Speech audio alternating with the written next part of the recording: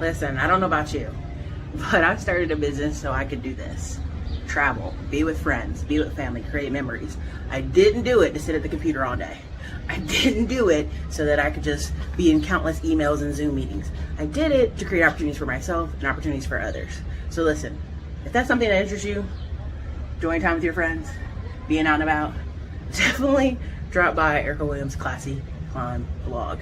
Check out the YouTube channel. We've got over 2,000 videos of free information that's actually changed people's lives. People actually post their new jobs, their new careers, their new businesses all the time over at the channel.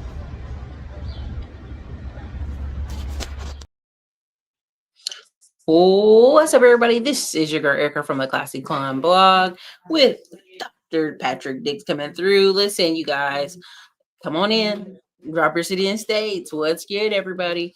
The title of the show is called Go Opposite of the Crowd, Education in 2025 to 2026 with Dr. Patrick Diggs. Mr. Patrick, how you been? Good, doing a lot of news interviews from Virginia to Alabama to H-Town and traveling and doing speaking engagements. Well, Mr. Diggs, explain to people who don't know who you are, they've never seen the show. What are you? Who are you? What do you do? And how should they know you? My name is Dr. Patrick Dix. I am an AI and automation expert. I have been researching artificial intelligence and automation since 2017. And I am helping prepare people, particularly the workforce, to understand what is about to happen and also how jobs are about to be eliminated, regardless of what you hear. Millions of jobs are about to be eliminated, but they're going to be jobs created, and you have to have the correct skill set. I've been on Fox News, NBC, ABC. If you go on KHOU 11 in H-Town, Houston, Texas, that's where I'm pretty much a regular person at, because I was just live there in August, and we did a live interview about ConocoPhillips laying off 25% of their global workforce. So you pretty much can Google my name and you'll see news interviews I'm doing. And I've been coming on the Classy Climb channel since February 2021. So yes. For sure. And then how many schools are you teaching at right now? Just to give them a ballpark. I don't know, a little something like that. Man, this man got 11 checks coming in. Stop playing with us, Dr. Dix. We ain't got time for the games. No, I do a little something, but the need is out there, so I try to do what I can. You guys, so part of why I bring on Dr. Diggs, what's up? We got North Carolina in the house, Atlanta, Georgia. We got Los Angeles and Reno, Nevada. Listen, the reason I bring Dr. Diggs on is so many people for a long time are like, hey, just go get some certs, just slide your foot in the door. And I'm not against that advice. I really am not. As you know, on this channel, I'm like, hey, get your foot in the door. But you have to do something to stay in the door. And when you start seeing massive layoffs, when I tell you have documentation of how much you're doing at your job, what programs you put in place, how many people you train, people kind of blew me off. And I'm like, oh, 300,000 Black women lost their job. I'm like, first thing out the door, you need to be telling people, I installed this, I did that, I did this. It needs to be an I show, because at the end of the day, a lot of these companies are like, how can I get a younger person to do it quicker? How can I save money? And a lot of people are trying to get $100,000, and the easy work's a wrap. Now, there was a really great video I wanted to show. I don't have it. It makes me so sad. Me and Dr. Dix were talking about it on the other side of this video before we started. And it was a Black guy, and he was saying, everybody say they want warehouse jobs, but he's like, at the job I'm at now, I'm using computers. I'm working with robots. He's like, everybody ain't qualified. Now, this is tied, of course, to the Hyundai issue at the plant in Georgia. They were in a town of like 8,000 people. All right. Most of the people in town weren't working at the plant because they had not been trained yet. They're still doing the construction on the plant. And I think Trump and them is lying, but it's cool. I mean, it's basically like, oh, they all have visas. If they all had visas, when the ICE people showed up, the management would have been like, bro, they're here. They're licensed. They're supposed to be here. There's a reason why those people got arrested. You know what I mean? They can play games if they want, but it is what it is. But those people needed to be in place to train people in America. And people are like, well, why did they start with Americans? And I said, because the Americans they want are not coming to this nowhere spot 15 minutes from Savannah. They need to be able to train you how to use computers, how to interact with computers and robots to work a factory, what they would call a factory job. The days of pushing boxes and forklifts is a wrap. That's a wrap. Even for Amazon workers, they're slowly phasing some of those people out. And so when people say, where are we going? How are we getting into these companies and jobs? It's going to be doing opposite of what the crowd says do. You're going to need certifications, right? So Dr. Dix, I don't know if you saw the video, you may have not, where I was talking about, it's a thing literally called TRAP, Training Repayment Agreement Plan. So companies, if they train you, you can't just quit your job. Over 17 million people in America right now are in a trap. Literally, that's the name of the where the company has spent thousands of dollars to train you so you could be sufficient to work there so that you can stay. But if you leave, you got to pay the company back. So they're showing different things that happen, like nurses having to pay 20,000 back, welders, truckers, because they want to go to a different company once they've been trained.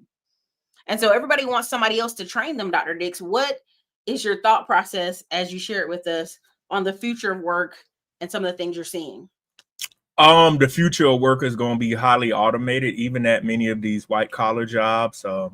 Companies are going to continue to trim the fat. I mean, when you have a big company that's headquartered, we'll take, for instance, ConocoPhillips over there in Houston that does oil and gas drilling. You know, I've been doing news stories with KHOU for about 2 to 3 years, and we talked several times before that about companies using artificial intelligence and machine learning.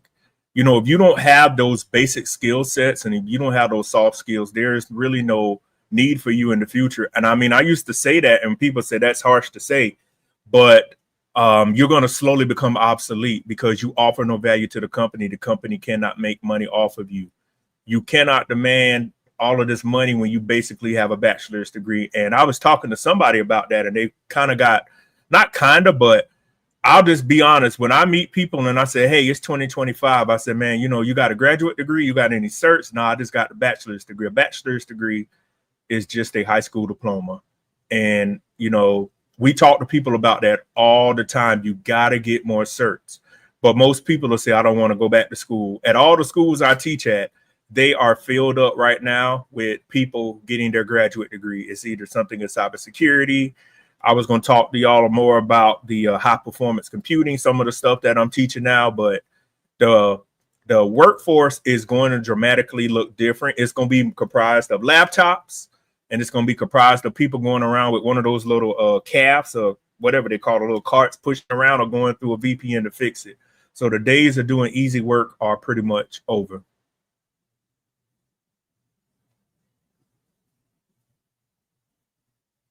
You're muted. My bad. We got cleaning lady in the background. My bad. All right.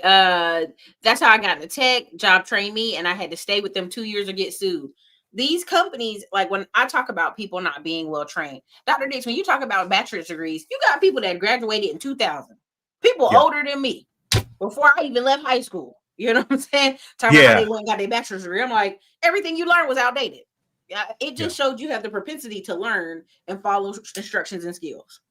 Now, if you've noticed online, a lot of the stuff I've been showing y'all, you know, Harvard, Wharton Business School, all these schools have these, basically what I would call them refresher certs. Hey, take these 4 classes for about 10 grand and make sure you up. And then they show you how to get your employer to pay for it. Now, many people are going to say, well, Erica, I don't want to just spend 10 grand for no reason. Baby, I promise y'all, there's a ton of certs I put out in the top 40 executive certifications book that you can do in an hour, 3 hours, whatever. Start building up on those skills. But people think this job should pay me more before I even take anything. I don't know where that mentality is coming from, but you always got to be working on you. It's not your company's job to approve school for you. Yeah. Y'all, the first teaching job I took back about 11 years ago, I got like $1,700. And then the next one after that, I only got $150 a week. And you gradually have to work up. That was like 2015. Even with jobs, y'all, the first job I got out of college 15 years ago, it paid $39,000. That was to be a computer programmer. And you look at in today's time, I was 26 years old. That is no money, but you have to start somewhere. And the next job I took was about $40,000. And then, you know, things happen, but you have to start at the bottom and work your way up. You know, I thought that was a lot of money, but I look back on it 15 years ago, and you still have people making that same amount of money in 2025, which really doesn't go anywhere. Well, one of the biggest things, Dr. Dix, is we were talking about on a previous thing, is if your family or parents did a job in 1990 and they're still doing it now, they're already behind. 9 times Mhm. out of 10, unless your parents got promotions and raises and went up the corporate ladder, if they're still doing the same and they were just getting by. I don't mean people, parents who are like, my dad was the VIP at the bank or something. No, I'm not talking about you. I'm talking about people who are just getting by a very entry level something position somewhere. It's 2025. They've had a massive change right now. And Mhm. I think the problem is no one wants to do paperwork. No one wants Nope. to do accounting. Oh, it's boring. I want to do the sexy, cool stuff. Even when people say, oh, 2020 had a bunch of fake entrepreneurs. It's not that they had a bunch of fake entrepreneurs. If people got into skills, blue collar, building houses, anything in tech, they moved up or down or laterally. There was a lot of Yeah. opportunity out here for that. Go Um, ahead. you know about the entrepreneur, I'll tell people straight up. I've spent about $400,000 of my own money. And if you don't have, that's no loans, that's no money from the bank, that's cash money. And I've been doing what I've been doing for 4 years, and I'm just starting to see a return. So I do ask people, do you have $400,000 just to take outside and put in a bin and burn it?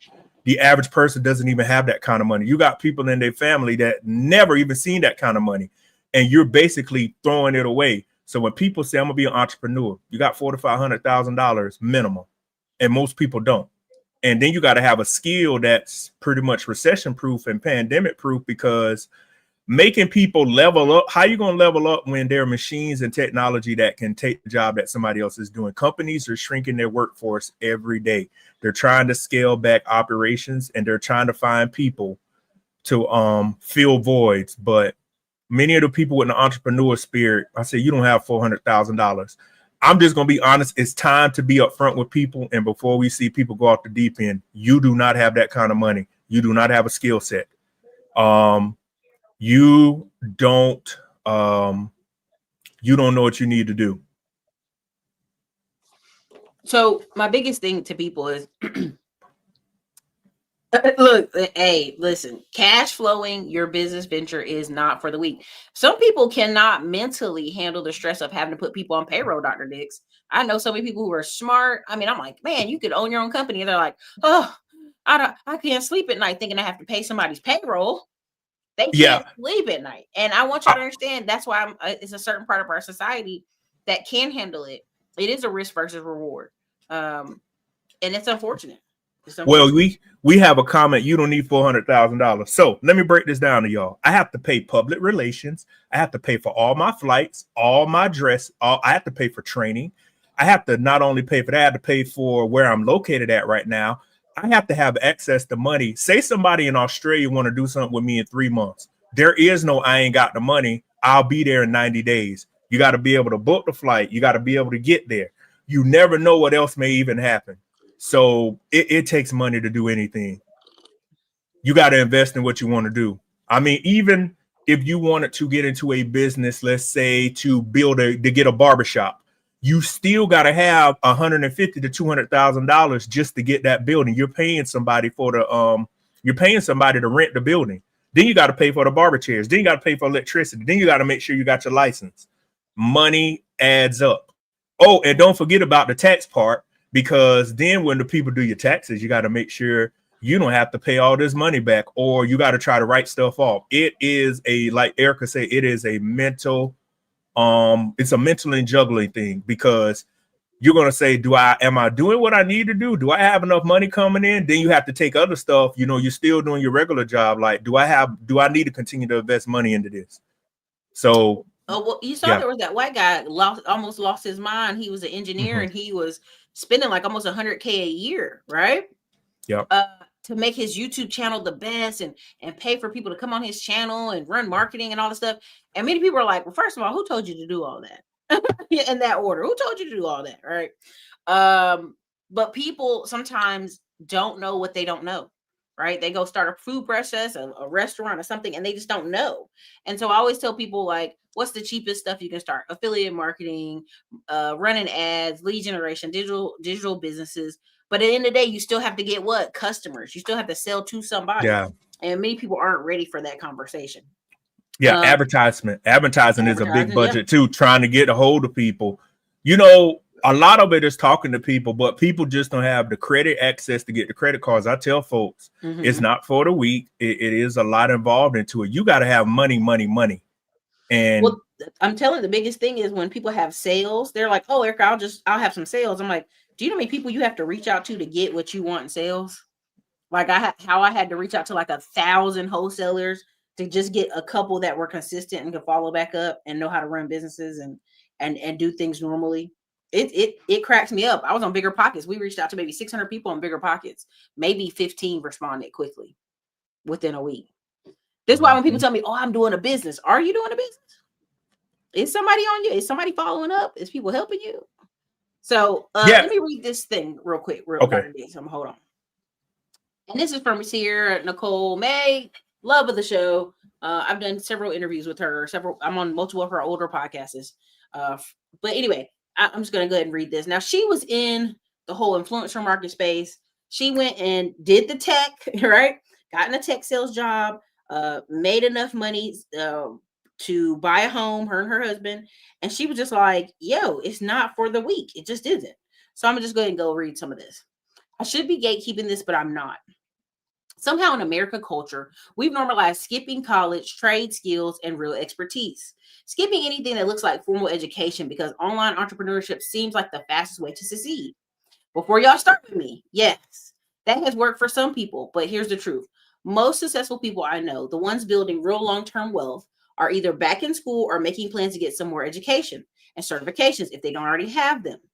I once heard a quote say, if you really want to succeed, you should be doing the opposite of what everybody else is doing. Right now, while the masses are running from degrees, trade schools, and credentials, the people paying the long-term game are running towards them. There are certain things AI is not going to replace. We are moving out of the influencer era into the era of thought leaders and experts, the people who can prove expertise with credentials, certification, and higher education will be the ones getting paid top dollar.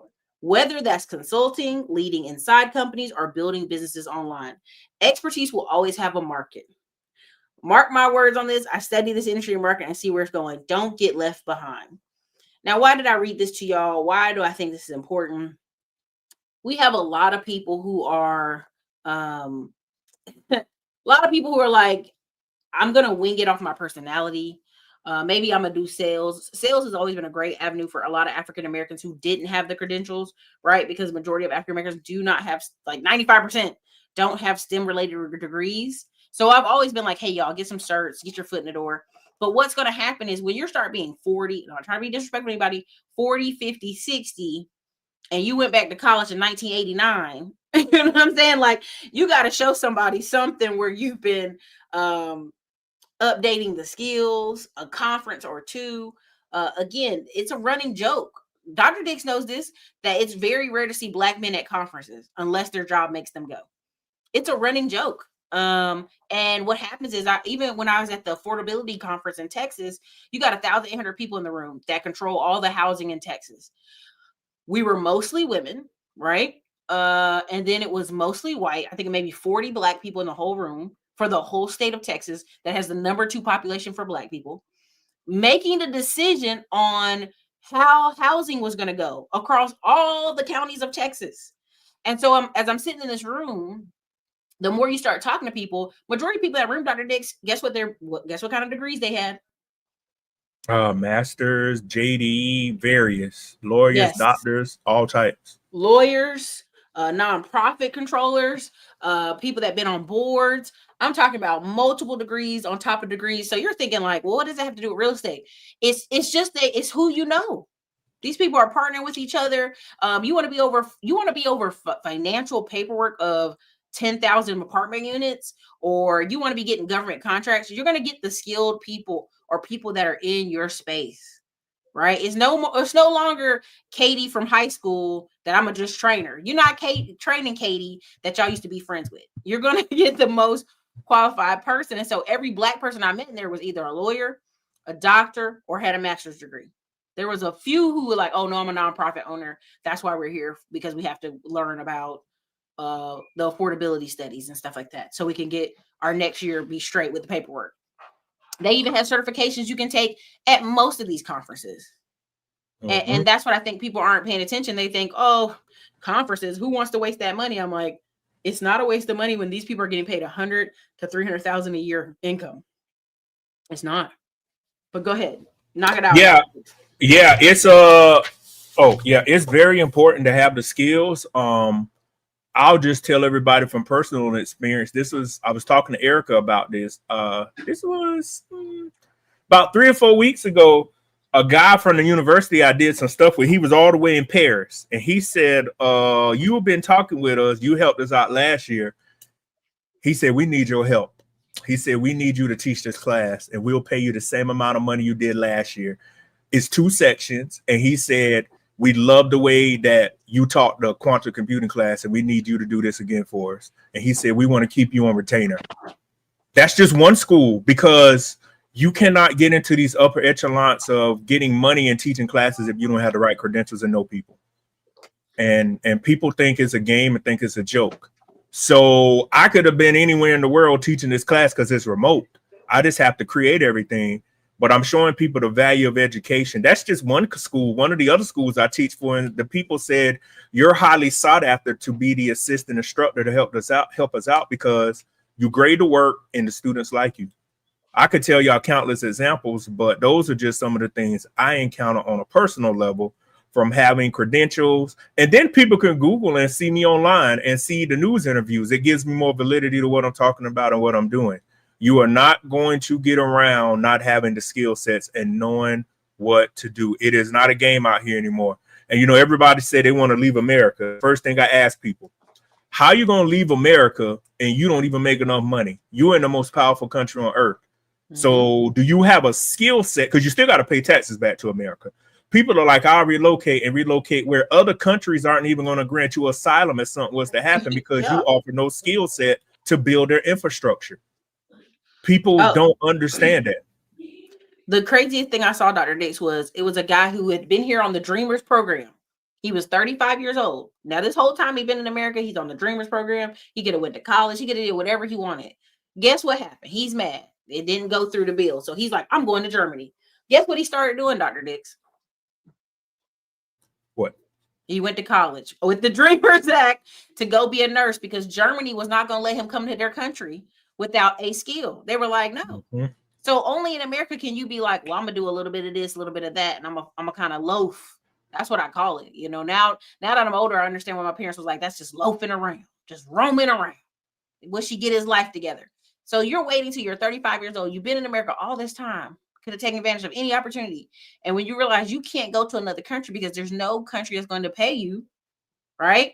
If you want to go back to Mexico, where you speak English now, and now that gives you a little bit of leg up, but most people don't want to work in food service, right? No, they don't. That's the crazy part. So he was taking advantage of the Dreamers Act now and finishing college to be a nurse so he could go live in Germany.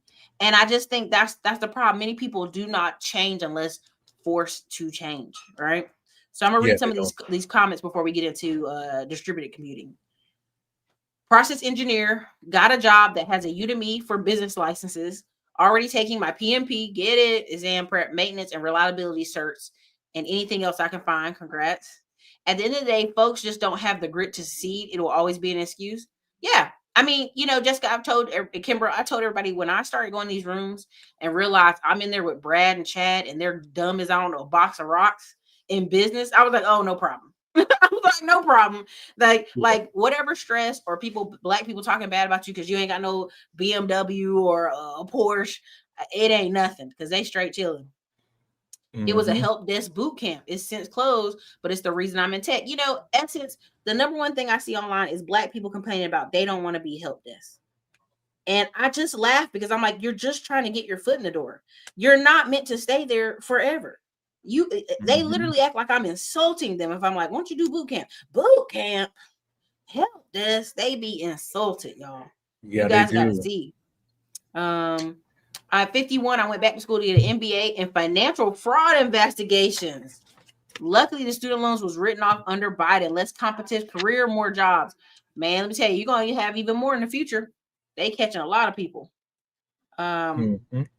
Also been taking tech certification classes at local colleges. They've been free.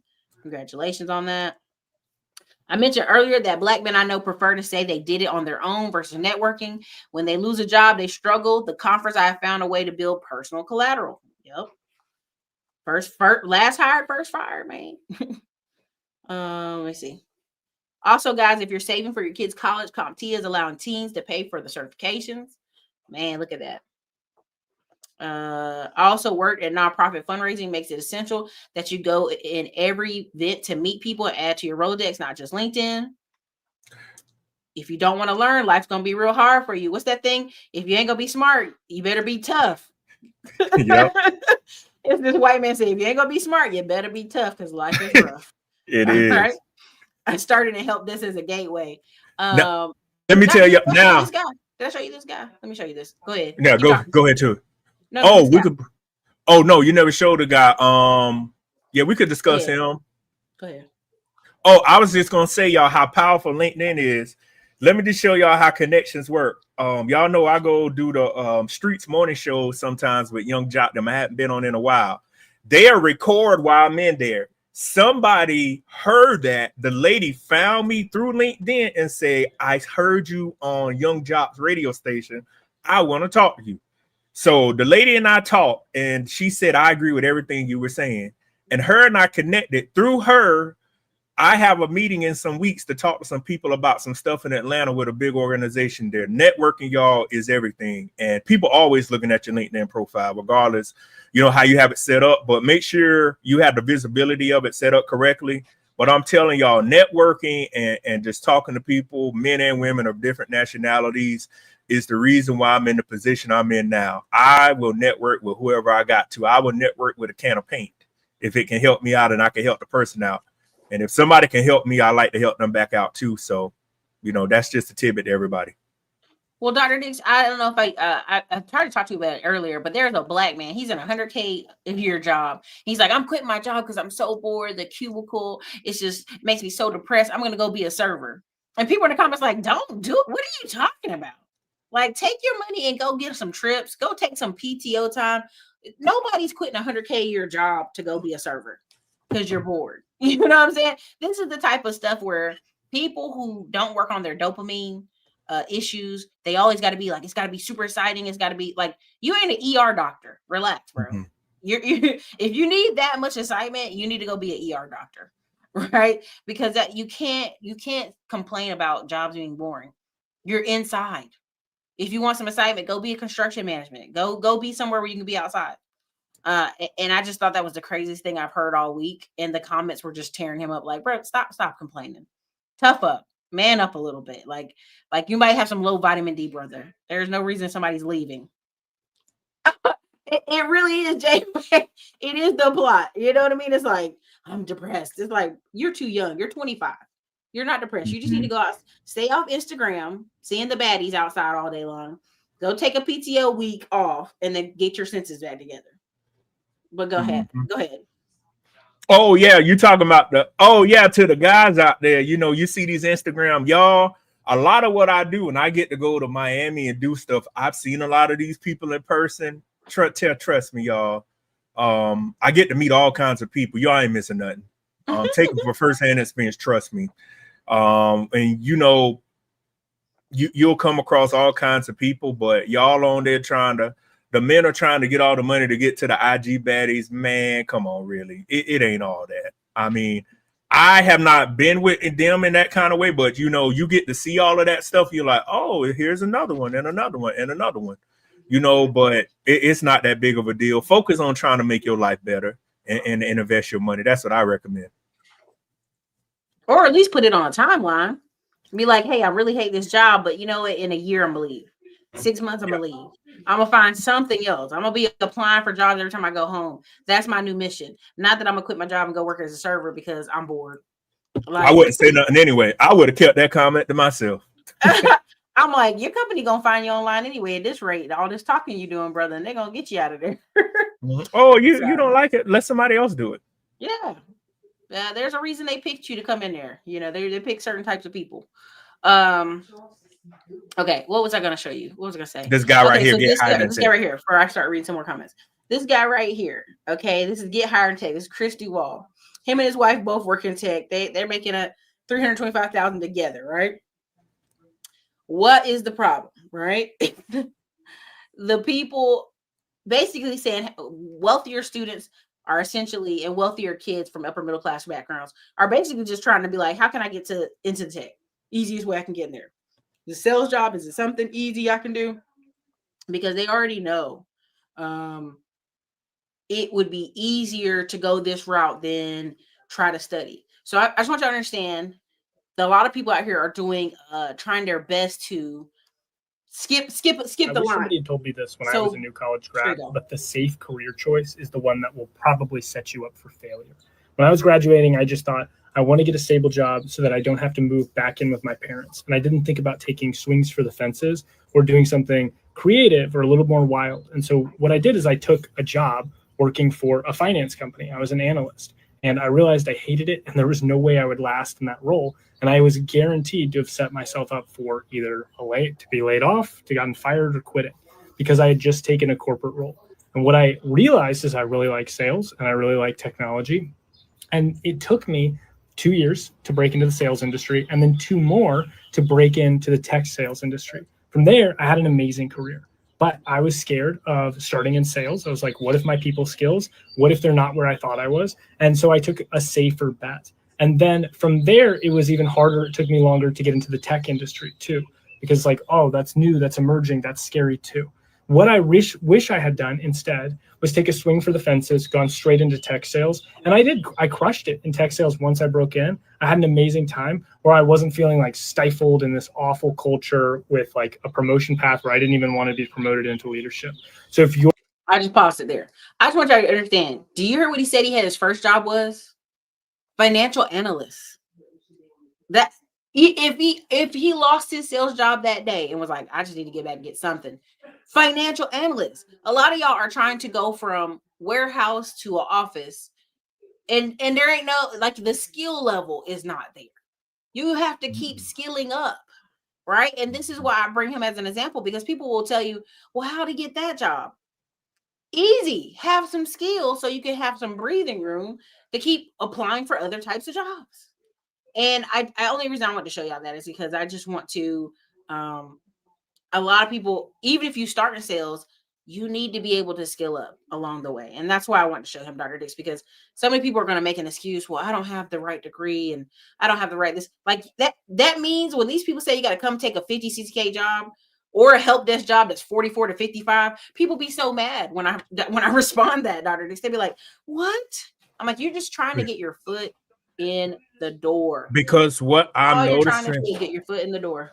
what a lot of people are trying to do, they'll go get the degree. I had this talk with somebody. I said, you don't have on your resume of you using that. I said, my undergrad is computer science. I said, you see I said, there are years of me using these skill sets. What they're trying to do is say, I got the degree. No, we got to see you where you actually used it. So when Erica talking about the help desk, it's a way of using a technical skill set. No, it don't work like that, because people will say, well, I got a PMP. Well, I can into project management. Well, I am trained in a lot of how that stuff works. This is the thing I tell people about that field. You could not tell me how to build a schedule when you never even coded or wrote software before.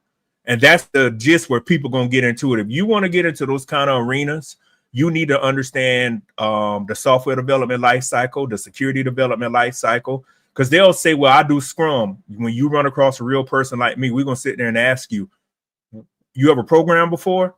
Well, tell me the phases of where things break down at. Because everybody want to sit cool and just have the schedule built. And I told them artificial intelligence can build a schedule better than you. So what are they going to pay you for? I mean, I'm very upfront with people right now. And now the wall is closing in on people. I'm like, you're not just going to be able to sit there and think they're going to pay you all this money to be a PMP when you don't even have any tech experience. And I would just tell somebody straight up front, how are you going to tell a group of developers that you never developed anything to tell them the downtime? Please tell me. And how the world is moving, it's slowly getting people out of the circle like that. You cannot cheat the game. Think about the biggest example I tell everybody, when we were younger, we always had drug dealers or you knew of people. At that time, they looked like they were cheating the game. They never got ahead. Now they're even in a worse spot. You cannot cheat the game of life. Always remember that. You may get a couple of steps ahead, but there will always be something that'll take you out the path, and you got to come back and do it the right way. Always remember that. You cannot cheat the game. So the biggest thing is, I'm going to read some of these comments because Dr. Dix is right. A lot of people, unless you, and the problem is this, even if they, let's say, even if they think they're a hustler, Dr. Dix, and they think they're getting over, okay, did they invest the money in a barbershop, some rental properties? If they didn't, they're going to lose it. Same way they got it. So Little Ernest said, a lot of kids go to college and pick an easy degree, PE, graphic design, so they can graduate quick and then complain about being jobless at graduation. That's my number one thing. I always ask people, what was your degree in? Did you go get an internship? One of my friends, her nephew went to 3 different internships in construction management. And the company had already offered him a job. His girlfriend was like, no, come move where I'm moving. And his family told me, if you don't take that job, like, you know, people are fighting to get in a job fresh out of college. Like, take that job. Your girlfriend will get over it. She'll be okay. Right? And then right here, she said, I went from customer service to inside sales to account management. Hey, account executive, got to do it. All right, 6 months in help desk. During that time, learn as much as you can, build a portfolio, start a social media platform surrounding IT help desk, posting your new skills as you acquire. Watch what happens. You have to constantly update your knowledge base. I got a SAP SAP certification less than 2 years ago. They've already updated it, a cloud version of the cert. Learning never stops. Yeah, a lot of people are talking about, oh, I did this and that 2-3 years ago. And I'd be like, what you like every Dr. Dix, we'll talk offline, but I got a license, Dr. Dix, this year. And they were like, yeah, you know, you got your continuing ed in January. I was like, dang, I just got the license. They're like, yeah, continue ed 8 hours, January. See you in January. Yeah, the SAP. They didn't even care.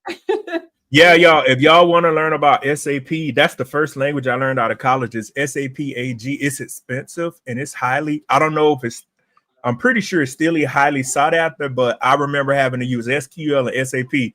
That's the job I got fired from 14 years ago. So that's how I know. I had never did SAP.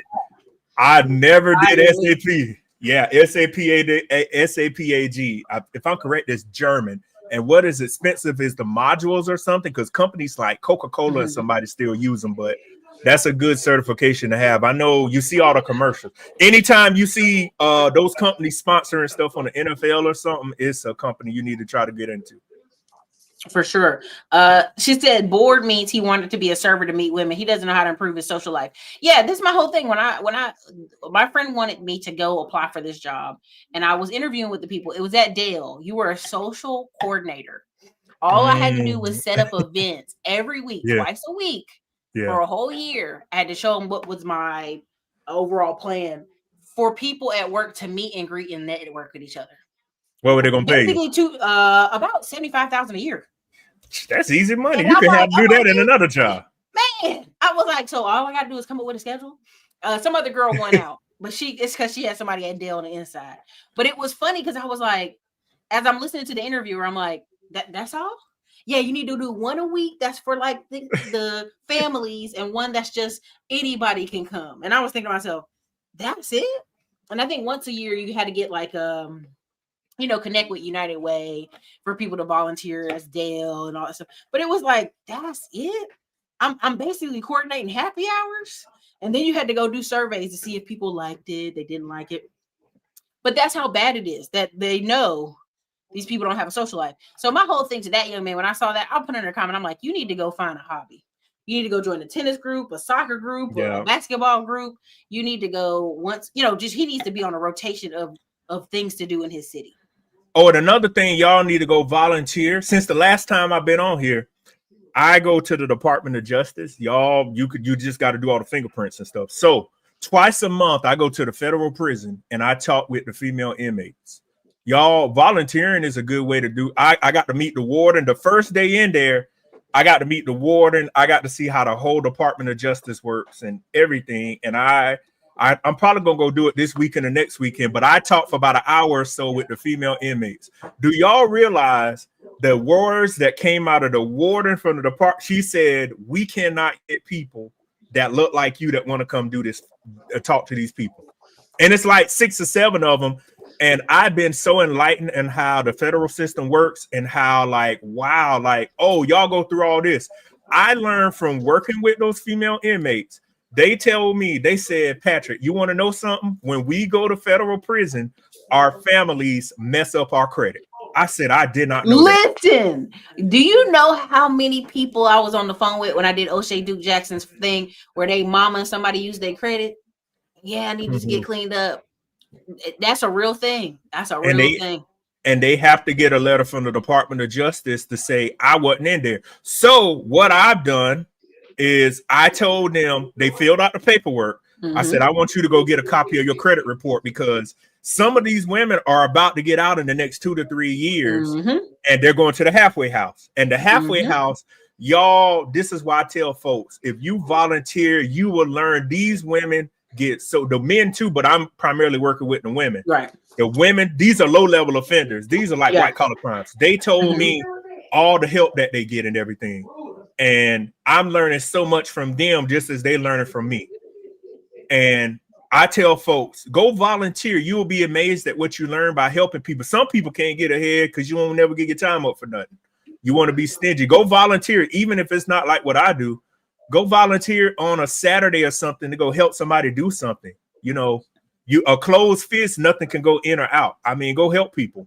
You know, but I've learned so much by doing that, and you know, just working with the female federal inmates. So yeah. So Orlando Minor, I was going to do the laugh, but I can't do it. Where he does his laugh on the show or whatever it is on his channel. Skills, I thought I would get a 20 automatically. But if you actually, they do studies where they survey all these college students who think they're going to come out of job and make $100K a year. It's hilarious to me. I'm like, are you at an Ivy League school? Are you, what's your degree in? And 9 times out of 10, they take a degree. I'm looking at them like they crazy. Or they want to move back home to their hometown. Like this lady had done some kind of neuroscience. And then she moved back to middle of nowhere, Ohio. And she was Indian with a dot. I was like, girl, if you don't pick your stuff up and go on to where some hospital needs you, if you don't get your you know, stuff out of that town. You know, a lot of places are starting to shy away from hiring the Ivy League people too.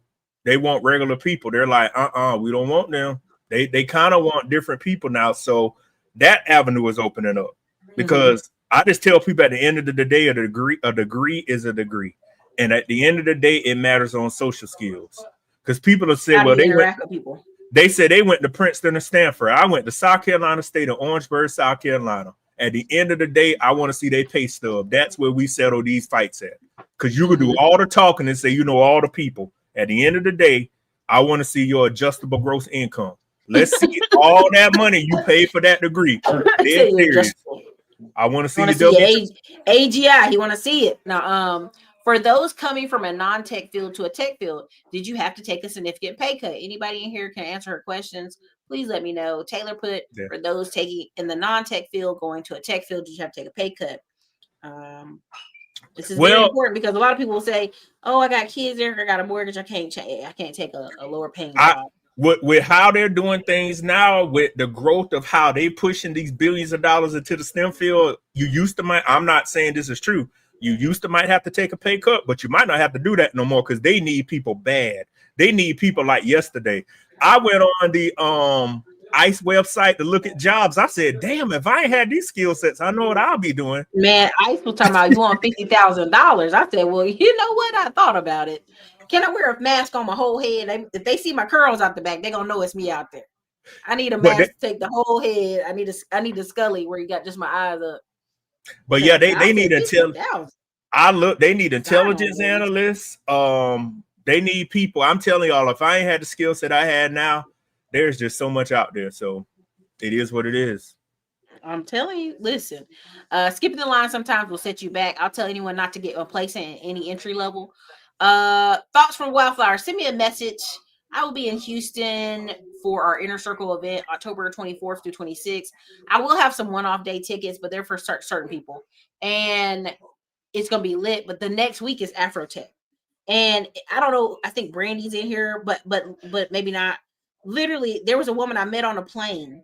She literally just busted out her laptop. Like I told y'all this story. I ain't trying to rush you out. I know it's dinner time. We had a girl in between us that threw up on the plane. We're like, girl, get out of here. Scram. But me and her started talking, and she AI, who's that company? Boy, my brain went blank. There's a company who's paying her, and she's traveling all over the United States. She went to Mexico City to run the boot camp, and the company paid for it. And I said, this is crazy. But she was just saying how she's like, Erica, if you want a job, man, I got you. But I want y'all to understand, like, so many people, she's kind of like Black and Asian, but she was just that token person. They needed, like, will you travel around? She's like, oh, I guess so. I ain't married with no kids. I might as well go. And so she's training different people in boot camps on top of her job. So she's getting paid over $250,000 a year to be in Mexico City, be in Canada, be in Costa Rica, and she's just training small groups of boot camps, and they're paying for the whole flight. They're paying for the whole thing. You have to understand that they have a lot of opportunity available for these people, but you got to be willing to learn, willing to be flexible. So I see y'all have a lot of comments here. Thank y'all so much for supporting the channel. I'm not going to give away all the secrets, but most people accessible on vacation or in recreation. I've made so many contacts of people hard to get on the phone at a bar, at a hot show. Yeah. I went from warehouse to the office, but it took hella hours of self-teaching, but it was well worth it. So congrats, Ant Dog, again. I got capital projects under my belt, but I never had to search to match. Teresa, that's what really holds some people back. Like, Asia will tell you all the time, where there'll be people in Detroit, they could qualify for all these contracts, but they don't want to do the paperwork. So she'll do the paperwork. And it makes her look like she just stack on certs. Thank you, Ray Gunn, for supporting the channel. He's one of the best mods we got out here too. Long supporter. Okay, here it is. He says, for my field in GRC, it's a similar predicament. We started to not only require folks to know security framework, but to have the working knowledge of engineering skills as well. Right? They weren't gonna just let you slide in there. You had to show them how it worked. Oh, they're gonna steal your phrase. They're gonna have it out there. You can't cheat the game. It's true. Yep. Well, even, I ain't gonna pick on them, but just for a quick one, Dame Dash. It's like you in a room surrounded by people who know how to do business, how to work business, how to invest, and you sitting there being stubborn, not changing with the times, not investing in basic. I'm investing in some art, brother. Just buy a building in Brooklyn and chill out. You know what I'm saying? Just buy a couple pieces of real estate and relax. It's always trying to do these extravagant things that they don't know what they're doing. Somebody said, I just did a pivot from GRC to GRC from cloud security. Someone said, shout out to SQL. It changed my life forever. The key to success is to stay a student of whatever game you're in.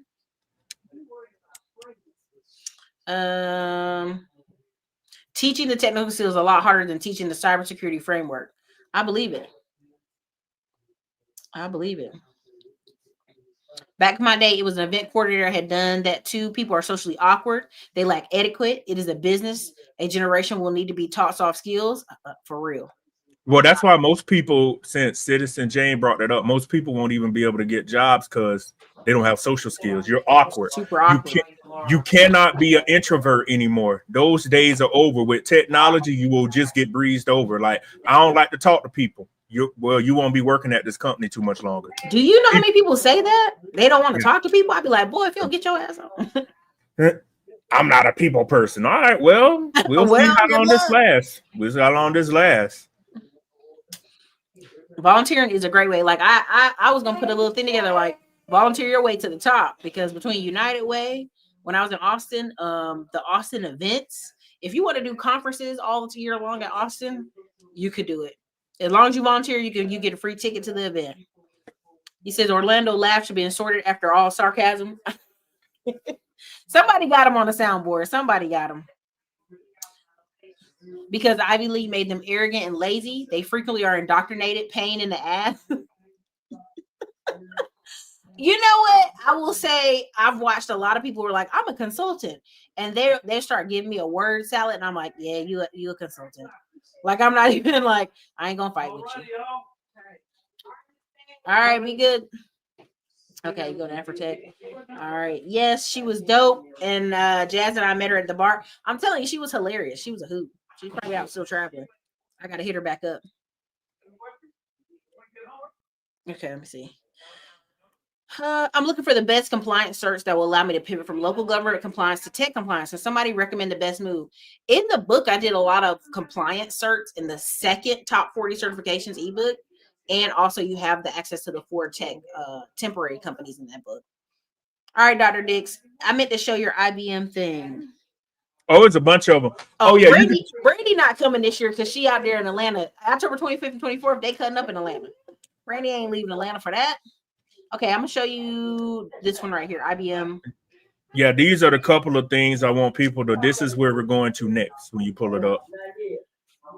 Because Atlanta gonna be lit October 24th and 25th. What's going on October 24th, 25th? It's some music concert. Oh. Somebody that was gonna speak at the event was like, hey, girl, hold on, why you gotta do that weekend? I said, because that's the weekend we doing. She's like, Atlanta gonna be lit. Okay, go ahead. So yeah, this is one of the articles I sent Erica a bunch of them. Distributed systems. This is computing. So these are the things like I'm teaching or creating right now for those of y'all that want to get ahead of what's about to happen with quantum computing. I know a lot of people say they into tech, but now you got to advance more on what's going on. So distributed computing does a lot with parallel systems, and a lot of this is based with your supercomputers. You could just stroll down a little bit. So if y'all get the opportunity, there's another article that basically it is putting a bunch of computers together, distributing power. In so many words, these are your supercomputers. And I sent Erica, she pull it up or not to send it to y'all. There's parallel computing, there's quantum computing. The class now that I'm working with right now with this big university in the Midwest is high performance computing that is dealing with open MP, which stands for open processing, messaging processing interface. For those of y'all out there in the tech world, these are things you need to start to understand what is going on. This is the next phase. So if you get ahead, just like when I talked about artificial intelligence 8 years ago, you will be ahead, and there are already jobs out here. This is the kind of stuff that many people are not made aware of till it's too late. But these are the things I want to share with Erica and share with your viewers or the people watching the repeat. These are the kinds of things you need to understand what's going on, because once they get these data centers online, I'm just telling folks being upfront with them. Once they get a data center online and they get it live fire, the end is coming. It is going to run so fast because now they have the processing power. What's lacking now, they don't have the processing power to do all the computations. So once they get a couple of these things online, the game is going to accelerate so fast, and they're going to need people in these types of industries. So that's why I wanted to just share a little bit of that with y'all. Once we finish this live, I got to create something for this high performance class with what they're doing today. So I'm not telling y'all this because I know this is what I pretty much am teaching, and just wanted to bring everybody up to date on what's going on. This is funny to me. Am I the only one frustrated with the drive-thru where the person doesn't repeat the total before you drive up to the window and pay? This is what I be telling people. This is basic 101. They be like, I need 15 an hour. You can't even do the basic. Repeat me back with the total. One day the girl hand me my change out the window. I'm like, what's the change? Oh, it's on the receipt. Baby, no, I need you to tell me the change. It's just, I love paying with cash too, because they be looking so flustered, like, oh, this bitch done gave me cash. He said basic communication skills are no longer taught in Metro Atlanta. Oh, I love messing with people. I start mimicking them, Dr. Dix. I think I told you that. But this girl, I was like, good morning. She's just looking at me. And then she gives me a sandwich. I'm like, have a great day. And I'm just staring at her. She's staring at me. And I just started laughing because I'm like, baby, you ain't never going nowhere up out of this Bojangles until you can figure out how to repeat back up. It's called mirroring. It's basic 101. They teach you as a baby. She said, I read a job description that requires somebody who will pick up the phone and talk to clients, return calls, and meet with clients in person, and not via text, email, face-to-face. Baby, guess what? There's so many people that are like, oh, no, I have to come out of my house.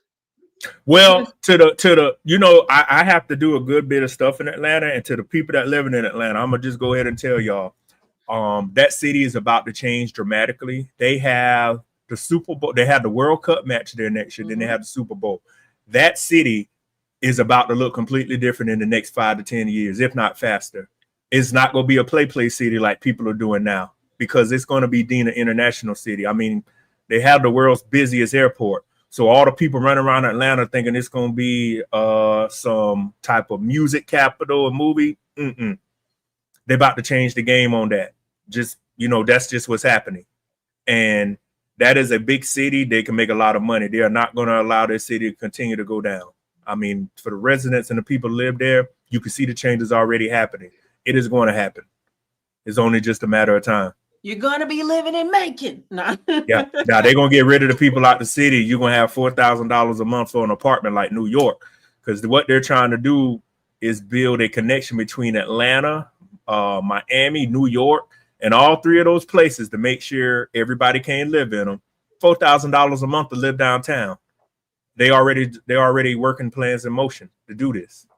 Well, the funny part about that, Dr. Dix, we talk about it often, is people are like, well, they gotta bring the prices down on the apartments. No, they don't actually, because what they're doing is they put a lot of these apartments and these commercial buildings into REITs, right? So if they start dropping the price, that affects that stock, that affects that dividend. They rather just say, hey, the dividend is a little lower this year, or the stock is coming down a little bit, right? Then actually drop the price. Or if you've noticed, they start saying, oh, we got 3 months free, 2 months free. And then, if you sign an 18-month lease, they rather do that, do those type of concessions, than drop the rent. So I just keep telling people, like, look at New York. There are 100,000 vacant apartments in New York. Them people ain't going to rent them. They'll take the tax write-off every year. They'll be like, no problem. Y'all want a trip? We'll take the tax write-off. And then the people think, well, I'll go to Houston. You can't afford to live in Houston. Good luck on Houston too. You're not going to be able to afford to live in Houston. So you got to ask yourself, where am I going to live at? You're not going to be able to afford to live in Atlanta. And I'm in here in South Carolina. A lot of people moving here. Eventually, the stuff in South Carolina going to accelerate. So I want people that's living in Atlanta now, I want you to think about where you're going to go to. You can't go to Austin. You can't go to Houston. You can't really go to nowhere in the state of Texas, because Texas got all that money and they about to raise the price of everything. Yeah, we got the New Yorkers coming with the y'all country. So the people that live in Atlanta need to understand you're going to need about $300,000 to $400,000 a year just to live there. And the average American makes $57,000 a year. So you're talking about $20,000 to $30,000 a month minimum. I mean, where you going to get that kind of money from? It's coming. Did you see, what was the thing? What is that thing called? Okay, so there's an alderman, and him and his wife, he was running for office in Chicago. And then they were like, oh no, he's got a conflict of interest, because he's making 180 a year. His wife is making 150 a year. She's some type of analyst, right? And they were like, what's the conflict of interest? His wife and him own 15 properties on Section 8. Mm-hmm. And I said, do y'all understand? Do y'all understand that that's what it takes to be in that type of city? I think because they're Black people, they were shocked, like, they have 15 properties that they're getting Section 8 money off of. I'm like, yeah. Like the average upper class Black people I'm meeting, they have rentals in Detroit, Cleveland, the edges of somewhere. And no, I make a joke on Macon because Macon is not a suburb. She said I'm not familiar with Georgia. Macon is past the suburb route, right? Like I drove to Kennesaw last time I was there because y'all kept telling me Kennesaw. And I went to Kennesaw, I spent the day there. I said, I'll slap y'all. Y'all mouth lying to me like that. Kennesaw was a solid 40-minute drive from Atlanta. And I felt like I was out in this. I was like, I'm out here. But here's the crazy part, Dr. Dix. They had a Whole Foods out there. Mm-hmm. So the money out there. It's not that it's, Kennesaw. I was like, the money's out there. Because they don't put no Whole Foods where they can't make no money. But I said, I'm going to slap y'all for lying to me. Be like, oh, yeah, Kennesaw down the street, Erica. You're a liar. Well, what's going to get the city of Atlanta, their infrastructure? They're going to have all these water main breaks. Mm-hmm. And they're not addressing that, and they just got people coming there. That's the big problem that's going to happen. I wish, if I had the civil engineer background, I'm like, look, man, y'all got to come up with a 20-year plan to fix all this piping. Y'all need another airport, too, because this airport is not going to be able to deal with this demand. That airport is. Everything is about to get tested in Atlanta next summer, when I don't think the people know how big soccer is. That city is about to get tested. And I don't know if they understand what they're about to face from all those travelers. Because soccer people are a whole nother level of people. People like, oh, the Super Bowl big. I said, you ever met people that soccer? Say you have 200,000 people that go to a stadium in Brazil to watch soccer. 200,000 people don't fit in the NFL arena. And the people I keep trying to tell people, like, Austin, Texas had to build 15 more hotels to accommodate the future numbers of the daggone soccer coming. I just don't think people understand the math on, like, those people from those countries are the wealthiest people from their countries coming to America to go to a game. When we have Formula One here in Austin, you're talking about the wealthiest people. Now people are saying, well, Erica, what does this, Dr. Dixie, what do y'all have to do with tech? The people that are able to travel, they're intertwined with these tech companies. They're intertwined with owning businesses. They're not just some random soccer Mexico person who's coming up just to see it. You know what I'm saying? They're usually people who are tied into different companies. Yeah. I'm gonna make sure when that date come next summer, I'm not around over there because they got all those direct flights coming to Atlanta too. That airport, people gonna be like, we ain't never knew. I was in Dallas when they had a soccer match there where they played at the Cowboys Stadium in Barcelona, and it was crazy. I didn't even know the people was coming. That was 2 years ago. I've never seen this many people. I'm like, for a soccer match at the Cowboys Stadium, and that was just a taste of it. And they got the money too. They're not even worried. Yeah, not even worried. Okay, thank you, Dre Harden, for the $10 super chat. Erica and Dix for Secretary Info 2028. Oh, sorry. I'm laughing at the Blossom Bloom comment about the mortar falling apart. It says, y'all, the AI lady took my order at Bojangles. It was false. Honey, when I started noticing that, I said, if you in Bojangles right now and you got an AI taking the order, do you feel safe about your job? I wouldn't. I would not feel real safe about that job at that point. I don't know what to tell these people. There was a video, Dr. Dix, I was going to bring it up because it was a guy cutting grass on the standing lawnmower, and then he saw a robot doing the office next door, and he stopped and took a video with his phone. I said, yeah, you see your replacement, right? Your company could have been, mowing that grass. Pisces said, I just moved from Atlanta last week, going to be renting out my home right along the belt line at 7 minutes from the airport. Hey, man, you're going to get it. She said, not in my lifetime. Brandy already know. We are considering Charleston, Nashville, Huntsville. We already have property in Naples, Florida. Listen, let me tell you, every city you just named already busting. I'm talking about. No, don't go. No, Charleston Charleston expensive, and they got bad problems downtown with the water. So yeah, if you they have no desire to fix it. Yeah, they have no desire. They have a very bad problem with flooding in downtown Charleston. So it be smelling like mildew mildew in half their places. Yeah. So if y'all can fix that problem, they got to try to get that water out the city. There's major flooding there because the system wasn't designed for this amount of people, and then it can't deal with no 10 and 13,000 gallons of water per minute. It's like the city is like, well, what we gonna do? Oh, North Charleston. Dark Man Jeff. It's a little rough over there off Ashley Green. They beating them legs. They beating legs. I mean, here's the sad part about North Charleston. There's some white people who own those properties for like 50 years. And some black person is always paying rent to them. And I go, what's the difference, y'all? I really hate to say it that way. Everybody sees us as liquid cash. When I was down there working with the Red Cross and the tornado hit that Pale City, Alabama, them white people was driving around in BMWs looking at their house that they used to own, right? That they've been renting out for years on years. And you got to realize that's what's happening. Like, we're people's liquid money. Get some skills or take the deal. That's what it is. Selling grandma's house is what's speeding up gentrification. And the sad part about Atlanta is they'll never buy another house in Atlanta. Once they sell grandma's house in Atlanta, it's a wrap. It's a wrap. Oh no, I never sell grandma's house. People doing it though. The airport grew for the Olympics is made for capacity. We will also see how many visas are issued.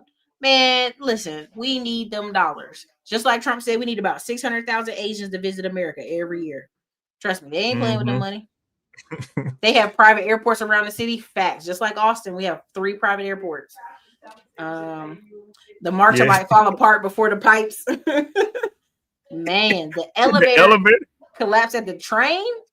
Oh hell, I'd have sued. If I was near the elevator, I'd be like, I felt the impact. My arm got wind blowed so hard on it. There are bars in every city you will learn about soccer. Yep. Let me see. Oh yeah, the Trump administration, Miami in 26. I think they're having the first match there. Then they're going from Miami to Atlanta or something where they had the mirror. There's something doing with, so the people gonna fly straight from Miami straight to Atlanta, with Georgia. The hoochie daddies. In Miami with the hoochie daddies. They said they already had that water main that busted under Highway 20 in Atlanta about 3 years back. What country that lady called the cops on South Koreans in Georgia that cost jobs? She's still running for office. Man, them people mad with her. They mad with her because they shutting down construction. They're gonna try to find out where her IP address at and where everything. Her house at. We're going to her house. Exactly. They just want to blow money. They don't care. They've been trying to solve the flooding problem in downtown Charleston for the past 30 years. They ain't solved it yet. They don't want to. Old money, they're like, yeah, please go away. Make it difficult. Yeah, they're getting ready. So this is on IBM's page. Dr. Dick sent me this. You can go look this up. Also, this one right here. So we can wrap this up for the afternoon. Quantum computing. Okay. IBM's like, come study with us. Yeah, y'all just stay up to date. Just stay up to date on how the future is advancing with a lot of the stuff I talked about. I want everybody to be successful, and these are the types of stuff in tech though that is moving forward to where they need people. I'm laughing that they got old girl up here. Like, you already know who they sending out here to do this training. Who coming to do the training? Okay, y'all can very funny. I'm just gonna say it like that. Okay. The 4 key principles of quantum mechanics: superposition, entanglement, decoherence, interface. Why are we bringing this up? Because somebody gonna say, Erica, whoa. I thought we were talking about breaking into tech. This is a little bit ahead. And the reason I'm telling you is by the time something is mainstream, it's been going for about 10 years, right? Like all the people doing coding, sales, like that's been a lick for 10 years, right? And that's what cracks me up, because by the time we start hearing about quantum computing on a massive level, Dr. Dix, it'll be 3 years from now? Yeah, I've even told people, months ago, I told folks, I said, hey, I invested a great bit of money in quantum computing. I told them when the stocks was $10 and $11, anybody that would listen, I said, I don't know who your financial person is. I said, you need to look at Quibbits, you need to look at Rigetti. And I've even been telling folks lately, I said, I bought a bunch of stock into uranium. They got to have uranium for the nuclear reactors. I said, these are the kinds of things right now, y'all. Go ahead and get into it. Anybody that'll listen, I'll share the stuff with them. I hear you. Y'all got some. Let me get this question here. Bye, lovely. Okay. It says, what are your thoughts on someone who just turned 34, joining the Air Force, especially cyber ops and commands? Didn't really use my global management degree, bored of civilian life. Go do it. Go do it, Jack, please. Yeah. Go do it. 34. Yeah. It's time will pass, and like 4 years from now, you'll be 38. Guess what? I thought about doing the Air Force. I thought about the Air Force Reserve. The cutoff limit is 42. I'm 41, so I'm still thinking about it. If you can jog down the street, brother, you can do it. Yeah, I exercise about 3 or 4 times a week and do cardio. Yeah, I'm in shape. Look, somebody said, what? The World Cup's here next year? Yeah. That's how I'm telling y'all. It's been telling you everywhere on the news. Get ready, Atlanta. Like, prepare yourself. It's about to be wild. It's about to be all the way live. Y'all not really ready for it. Mm-hmm. And then they're gonna bring in the best dancers all around. You ain't gonna go to over there. I said this World Cup match. This is World Cup money right here. It's just like when they bring them folks to Augusta close by for the Masters. They get rid of they bring in the good Hooters girls, but Hooters is closed on watch the road. So they're gonna close the Hooters down and bring in the replacements. Like, so sorry, Keisha. We cannot have more than a size B cup here today. Please get on out. Oh, but the Hooters closed. The Hooters closed permanently. Dang. Yeah, the Hooters closed in Augusta, Georgia. Hooters. She said at the Dome. Yep, FIFA. They have the time clock at the airport. Yeah, I'm just telling y'all, it's coming. A big thing. Like, they already planning millions and millions of dollars coming to Atlanta to cut up to do the most. What I'm do you laughing see? at Dark Man Jim. Is Magic City getting ready for the Honey, world? it's gonna be international women flying into Magic City. Y'all not even ready for it. You're not. Y'all gonna be like, every hotel is full. Every hotel. Because by that time, Cheetah's gonna be closing. You know they ain't. What's the other club out there? They got Cheetah's downtown, Magic City. Tell us all these clubs you know, Dr. Dick, since you naming off all these clubs. I've heard about them. You're naming a lot of clubs, Dr. Dick. Yeah, you know, questions. People have talked to me about them. I ain't never visited. Okay, there. You never been there. Okay, cool. Okay, only way I feel comfortable buying a home. These down payments for some of these houses, man, I'm already playing catch up. Giving myself the year to join next fall. Congratulations, man. I mean, there's a lot of opportunity. Let me see. What's the other one? Pink. That's right. Pink Pony Club. I'm gonna keep on dancing. Look, the passport bros might fly back. They ain't gonna be able to stay in no hotel. Be on somebody's couch. Check in with Space Force first. They use the most up to date. Yeah, for sure. Air Force and Space Force are neck and neck. Some of the locations you're gonna be at, they share the base. So just so you know. They talking about Koreans hold grudges. Good luck to her. I'm for real. We got a Korean lady in town. She got caught trafficking people here. She booked the next flight out. Like she was on bail and rolled out. If you mention that lady's name, some Asian people in town be like, I'm like, it's been 10 years. Old girl living her life. I know that her daughter from school. She be on Instagram just living her best life, traveling with her husband. She ain't worried about it. Warrant for what? Where the warrant at? See, somebody said the blue flame. Dr. Dix is a country Christian brother like me. Yeah, but y'all know where all the Magic City at. Get out of here.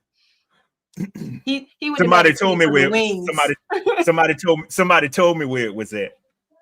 Listen, somebody told me they went and ate somewhere. I want to say you ate with booty dust in the air. That's terrible. Anyway, let's finish this show, Dr. Dix. Some of the wings be good though. Just I heard. Jamaican jerk wings be off the chain, but you know the Jamaicans find somewhere to work every week, man. Said begging a woman for a place to stay, they will be.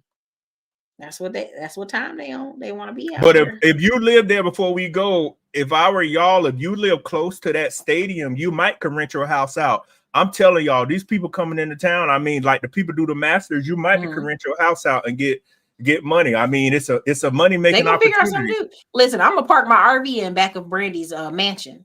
So Brandy, prepare yourself. I'm bringing my RV to the back of the mansion. So put it in your calendar. Brandy's like, maybe. Let me see. I got some spaces. All right, you guys. Long the story short, Dr. Diggs, where can people find you? How can they talk to you? How can they get themselves ready? LinkedIn, Dr. Patrick Dix. You could, or it's Patrick Dix DSC. Instagram, as y'all know, King of Automation _AI, and TikTok the same way. And you can also reach out to me for consultations. I upload stuff. I haven't been pretty active on my YouTube channel in a while. I've been busy. I uploaded the last interviews and stuff, but I'm pretty active on Instagram when I have time, y'all. I've been getting real busy with a lot of stuff. So yeah, if you want to go on to LinkedIn, don't follow and to be nosy. You know, a lot of people will follow you. Send me an extra request so we can connect. You know, people want to go on there and spy. But yeah. So those are the best platforms to find me on: LinkedIn, Instagram, TikTok, my YouTube page. I have my website. So doing consultations, etc. And you never know where I may be at in the Houston, Mexico, Miami. All over. I'm everywhere, y'all. The South Carolina, you know, I know I got to get out of South Carolina to take over the world. So who knows where I may end up at. Interesting. She said, I cried. Well, he or she, I cried when I sold my grandma's house. It's been knocked down now. Rest in peace, grandma. My house is 17 minutes from the Dome. Great show, Reality Twins. Thank you, Eric and Doc. Only sad thing about Atlanta is Georgia is a right to work state. It's an at-will work state. Yeah, I mean, here's the thing. I don't know why y'all think y'all have rights. I mean, I'm trying to not be funny, but like your employer pays your taxes. They pay, like, hey, you don't show up 2-3 days in a row, you can go home. Goodbye. Have a great day. Like, I don't know where this is. I'm gonna fight these companies. Like, this ain't the government. This ain't the post office. We ain't fighting. You go get another job. They have designated streets for tourists to go down. My grandpa's house is behind Tyler Perry Studios. They about to block off Atlanta streets that ain't gentrified yet. Most likely. Let's see. Dr. Dix be through all the Shaker Club. Man, Dr. Dix, they talking bad about you, bro. Nah, I'm just a regular. I'm country. Them country. I was raised Methodist. You know how it is. We stay in church 3 hours. I'm a good Christian man over here. That's what they all say. All right, Dr. Dix. Thanks for coming on. I do think you're going to see an increase in schools. They just said you had a massive increase in HELOC loans. People getting some money out of them houses, and people gonna go to school. That's their choices, because that's usually what people do during recessions. They find a way to go back to school, and they find a way to take some money out their house. Yep. So I'm glad I can help everybody out, and reach out to me if you need some more help or one-on-one consultation. So that's my tidbit. We'll put your links under the video once this renders. Thank y'all so much for laughing with us. We're gonna get on out of here. I know it's fall football and it's got y'all in a trance. So go enjoy some football. Dr. Dix, have a great night. Y'all too. Okay. All right. You've probably been seeing these commercials for Middleman to Millions course. What is Middleman to Millions? We're teaching so many people how to have service businesses. The upcoming year, one of the fastest growing businesses you will see are service businesses and digital businesses. Why is that? Because so many things need repairs, need maintenance, and guess what? We have a shortage of men and also women who can do things. Listen, I'm not the best with a hammer, but I know I can gather a crew of people to get things done, and that's what I've done with 2 of my service businesses. And that's what I'll be teaching if you check us out in the Middleman to Millions course. And look forward to us on the road with Digital Liberty Tour 2024. It's Williams.